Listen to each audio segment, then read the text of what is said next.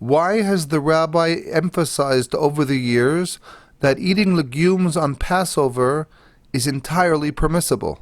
It is true that over the years I have heard more than a few people question my discussing and emphasizing even this issue of kitniyot, of the Ashkenazi custom of not eating kitniyot during Pesach, Passover. Kitniyot includes things such as rice, corn, beans, etc., which are not considered hametz, that is to say, in any way, shape or form, these foods cannot be hametz, no matter what you do to them, and that is an undisputable fact of halakha. And yet there is an Ashkenazi minhag which has been in place for centuries, not to eat these foodstuffs on Pesach. And some people have asked, why do you talk about this issue? Why do you care if people eat rice or beans or corn derivatives or soybean derivatives during Pesach? What's the big deal? If people don't want to eat them, they won't eat them. They'll buy and they'll continue to act as they have been doing and as their forefathers have been doing. And if people wish to, they will. Why does it make a difference? And I know that some people think that it is because of some uncontrollable need or desire on my part or the part of others to eat rice or other such foods on Pesach that I discuss this matter. But of course that is not the case. I readily admit to liking rice, that is absolutely true, but that has nothing to do with this question, of course. I can do very well without eating rice or anything else of that nature for 7 days, as I think many people can. Most people are quite capable of such a feat, so to speak. So therefore it has nothing to do with any of these considerations. And it is not even due to the much more real, much more substantive consideration of the financial cost and burden involved. In other words, when one does not eat such foods on Pesach, one's food bill, one will find that the amounts of money required to run the house during Pesach will increase. That is a fact. And that is a consideration, by the way. And there were several aharonim, rabbinical authorities over the last few centuries, who mentioned this reality, the fact that masoth, for example, are expensive, whereas kitniyot are cheap. To cook rice, to cook lentils, beans, etc., as a basic component of meals on Pesach is much cheaper than matzah, for example. So that is a real consideration. But that too is not my main motivation. It is also true, by the way, that there are more than a few people who complain that masoth do not do them any good in terms of their digestion, and therefore they would be pleased to have some other type of foods, a substitute for the carbohydrate of matzah during Pesach. This is also a very real question. It does affect many people in a negative way, and not to mention people who are sensitive to gluten, etc. These are all very real concerns. Why and reasons why one would want to announce and make known to all that according to halakha there is no reason not to eat kitniyot on Pesach. And it is also true that I have pointed out in the past, based on my research and my understanding, that this custom is in fact based on a Karaite interpretation of the concept of hametz on Pesach, I won't go into the details of this now, but that is what I believe to be the case. And that is also a good reason not to continue such a practice, to cease this underground Karaite custom which crept into mainstream Judaism. But the truth of the matter is that none of these questions and considerations are the main motivation for discussing this issue, at least not in my eyes. The main motivation is that Kitniyot is a very real part of a certain form, a certain type, and approach to a certain type of Judaism and a certain approach to Torah Judaism.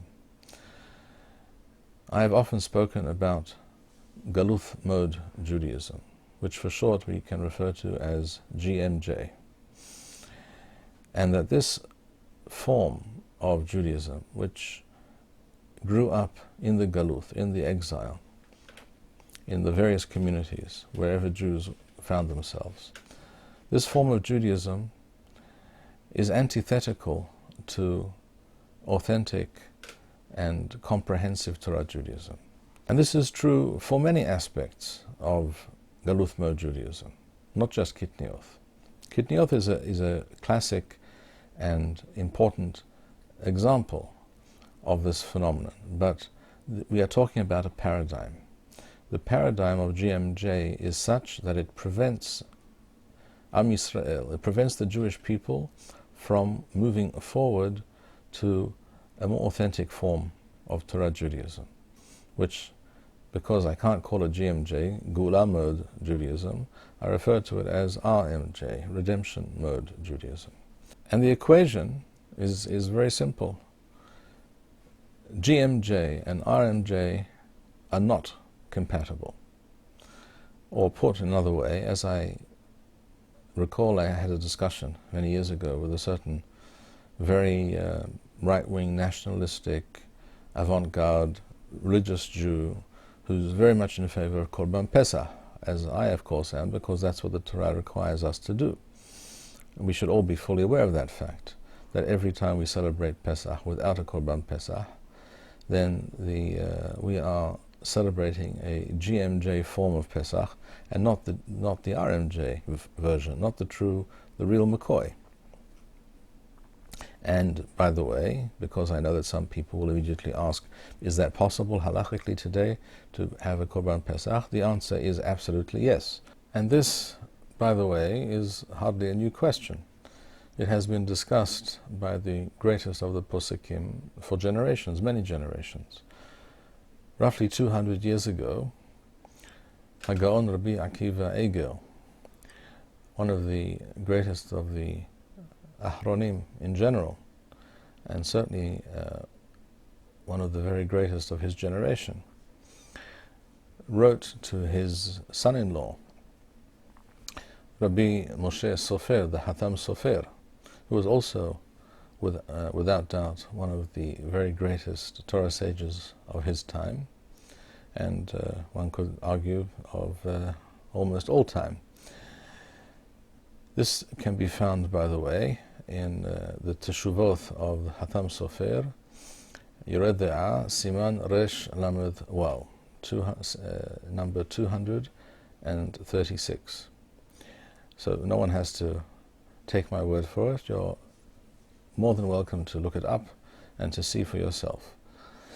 Rabbi Akiva Eiger asks the Hatam Sofer as follows: is it possible, if the Ottoman Sultan were to permit it, would it be possible for us to bring the Korban Pesach on Har HaBayit? Rabbi Moshe Sofer, the Hatam Sofer, writes in response, an emphatic yes. He says there is no halachic reason why this cannot be done. He discusses the issue of Yichusei Kohanim, of whether the fact that we consider certain people, based on what we know, based on our tradition, on the family's tradition, that they are Kohanim, is that sufficient? He says it is. He discusses the question of Techeret, whether this is, if there is no Techeret, which of course we have today, but at that time they did not, is this ma'akev, does this prevent us from performing the Korban Pesach? He says absolutely not. We do not need a Kohen Gadol, we do not need shekalim, etc. He goes through the entire list of all possible issues, and he says in practice there is no halachic reason why this cannot and should not be done, therefore, if the Ottoman Sultan were to permit it, which of course he did not. I mention this because not all people are aware of it. In fact, many Rabbanim are entirely unaware of this fact. And it's important that we all get our facts straight. That is the halakha, and there is no possibility of disputing this halakha.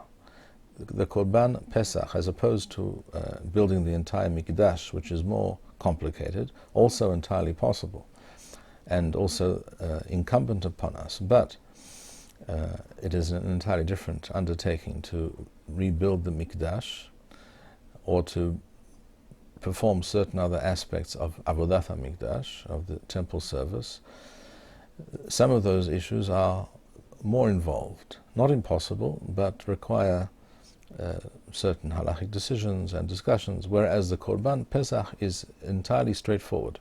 So having put that particular issue to rest, many people will ask, if it is permissible, and therefore if it's permissible it's also obligatory, that we bring the Korban Pesach, why are we not doing so?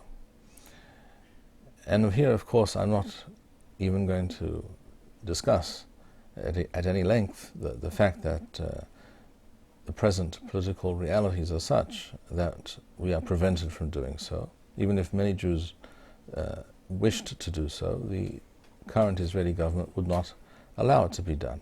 That is true, but that of course is not an halachic reason. That is a political contingency, that is a certain reality that needs to be changed, and can be changed, and could be changed. Part of that equation would be a sufficient demand, a widespread demand on the part of the Jewish people to do so. But putting all of that aside, the more essential, the more fundamental psychological reason, and psychology here is of paramount importance, the real reason why most Jews, including Torah-oriented Jews, do not think in terms of Korban Pesach is because they are living the world, within the world, and thinking in terms of GMJ, Galuth Mode Judaism. And they have to somehow shift their thinking, their approach, and move it on to another level. That is to say, redemption or Geula Mode Judaism. And the fact of the matter is that people do think, do work in terms of these psychological paradigms. So, to return to that conversation with that right-wing Torah Jew who was very much in favor of Korban Pesach, I said to him, the fact of the matter is that as long as some Jews refrain from eating Kitniyot, they will never really, in real terms, be able to wrap their minds around the concept of Korban Pesach in a real sense. And his response to me was, that's not true. What are you talking about? For example, he said to me, I'm in favor of Korban Pesach, and I don't eat Kitniyot on Pesach, and I have no need or wish to eat Kitniyot on Pesach. To which I replied, in your case, I entirely believe you, in your case that's true. There are certain people who can think in those terms, can say to themselves, there's no technical connection, there's no absolute reason why one could not be involved with the concept of Korban Pesach and advocate such a thing and actually perform such a thing, perform the mitzvah of Korban Pesach, and yet not partake of Kitniyot during the 7 days of Pesach. It is, of course, technically speaking, possible.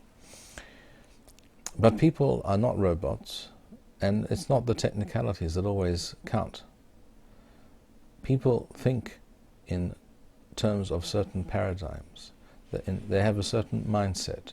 And the fact is that Kitniyot is part of GMJ, Galut Mode Judaism, and psychologically speaking, that prevents people taking the concept of Korban Pesach seriously. They continue to view Korban Pesach as something that belongs to a very distant and vague future. They will pay lip service to it. They may even truly have a desire and a yearning for that, but they cannot truly come to grips with it and take it seriously in a real world sense as long as they are operating within the confines and limited by the mindset of Galut Mode Judaism. That is the reality. It doesn't matter whether we like that reality or not. It does not matter whether there are certain individual exceptions to that reality, which there are, such as that individual to whom I was speaking. But by and large, the public, the Jewish public, the Torah public, cannot conceive of these two things together, because Kitniyot, the minhag of Kitniyot, which is an Ashkenazi custom, it must be mentioned, is not a Jewish custom. That is to say, it is not something that all the Jewish people have ever accepted. And it could also be mentioned here that the clear majority, the vast majority of Ashkenazi Rishonim, that is to say, the great Torah sages and halachic decisors of the medieval period in Ashkenaz, in Germany, in France, where this minhag first took hold, not in medieval times, it should be pointed out, but later, sometime apparently in the 1400s. We know that because many Rishonim prior to that time, Ashkenazi Rishonim, explicitly state that it is not the accepted custom. So we know that it could not have existed before that time. So sometime in the 15th century, this custom became more widespread in the Ashkenazi world. And it is true, it is a fact, and it needs to be stressed time and again, that the vast majority of the Ashkenazi Rishonim rejected this minhag out of hand. People like the Mordechai and the Rosh and the Tur and many others. The fact is that people who live by that, live with that paradigm and think in terms of that paradigm, consciously or subconsciously, and really it is the subconscious that is more relevant to our discussion, they are living according to one form, one of the various forms of Galut Mode Judaism. And we all know that in the Galuth one cannot bring a Korban Pesach. It is not part of the, it is not on our radar screen even, it's not part of the discussion. It's not something that Jews spoke about, it's not something that Jews did. It has been essentially relegated to a very distant historical past and maybe also to a very distant future, but it is not connected to, not associated with Judaism as it is understood and practiced by most Torah Jews nowadays. And therefore, it has always been my claim that because of this psychological reality, we need to bring Jews to the point where they can see that in order to move forward and become more Jewish and more authentic and live a fuller, more true and meaningful form of Torah Judaism, they need to be able to relinquish the Galut mode versions of Torah Judaism in order to move on to a higher level, to achieve a greater truth. That is how human beings work in the real world.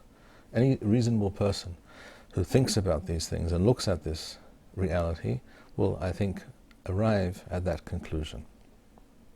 And that has always been my main motivation for discussing and mentioning this issue, because it is a prime example of a minhag which is on the one hand without any basis in halakha, which in many ways is detrimental to the Jewish people, to people's experience of Pesach, but even more importantly, it is holding us back because it is a linchpin of that Galut mode paradigm that has most Jews in its grip.